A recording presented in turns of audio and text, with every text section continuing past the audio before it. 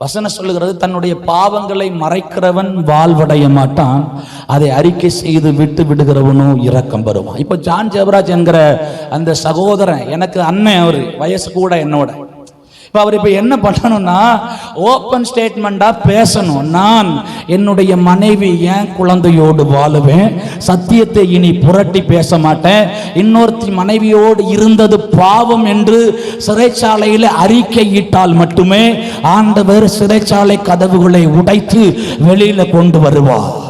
ஆண்டவர் இவரை கொண்டு நிறைய வாலிபர்களை கர்த்தரிடத்தில் மீண்டும் திருப்புவார். அவர் ஒப்பு கொடுத்தா போதும், மீண்டும் அவரை உருவாக்க ஆண்டவர் வல்லமையுடையவராக இருக்கிறார். அப்போ நீங்கள் என்ன ஜெபம் பண்ணணும்னா, நீங்கள் உண்மையாக அவரை நேசிக்கிறா இருந்தால், நானும் அவரை நேசிக்கிறேன்.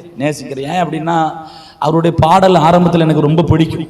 உண்மையாக அவருக்கு ஜெபம் பண்ணுங்க. தன்னுடைய சொந்த குடும்பத்தோடு அவர் வாழணும், இனி சத்தியத்தை பேசணும். கர்த்தர் சிறைச்சாலையிலிருந்து வெளியில் கொண்டு வாங்கன்னா கர்த்தர் நிச்சயமாய் கொண்டு வருவார். அவரை கொண்டு மீண்டும் பலத்த செய்கைகளை செய்வார். கரங்களை உயர்த்தி ஒரு ஆமேன் சொல்லுங்களேன். ஹல்லேலூயா.